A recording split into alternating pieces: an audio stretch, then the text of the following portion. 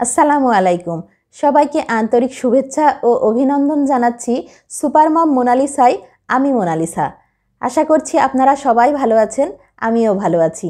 আপনি যদি গর্ভবতী হন তাহলে আপনাকে অবশ্যই জানা উচিত আপনার সোনামণির পরিপূর্ণ গঠনে কোন ভিটামিন কী কাজ করে এবং কোন খাদ্যদ্রব্য থেকে এই সকল ভিটামিন আপনি গ্রহণ করতে পারেন।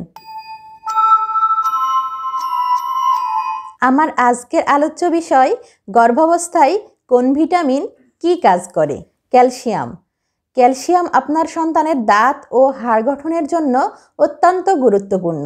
এজন্য প্রতিদিন 1000 মিলিগ্রাম ক্যালসিয়াম আপনাকে গ্রহণ করতে হবে। দই, দুধ, পনির, পাতাযুক্ত গাঢ় সবুজ শাকসবজি ক্যালসিয়ামের ভালো উৎস। আয়োডিন। আপনার সন্তানের মস্তিষ্কের যথাযথ বিকাশের জন্য প্রতিদিন 220 মাইক্রোগ্রাম আয়োডিন প্রয়োজন। আপনি আয়োডিন পাবেন ডেইরি পণ্য, সামুদ্রিক খাবার, মাংস ও ডিমে। কোলিন।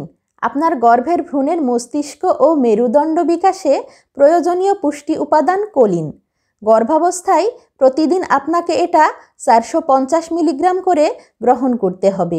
এর জন্য দুধ, ডিম, বাদাম ও সয়াপণ্য খাদ্য তালিকায় রাখতে হবে।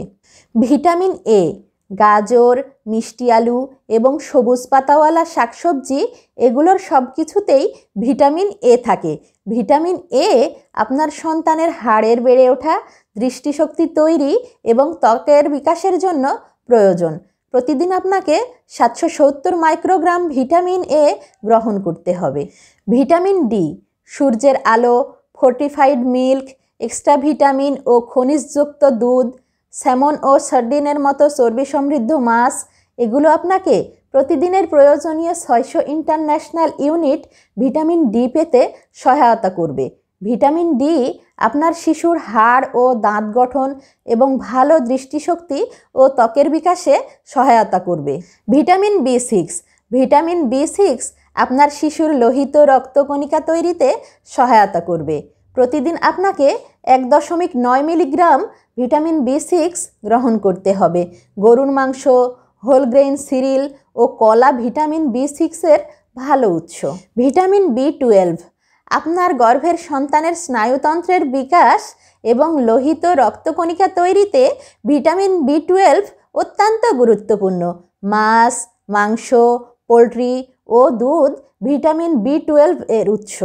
গর্ভাবস্থায় আপনার সোনামণির পরিপূর্ণ গঠন ও নিরাপদ মাতৃত্বে এই সকল ভিটামিনের কোনো বিকল্প নেই। ধন্যবাদ।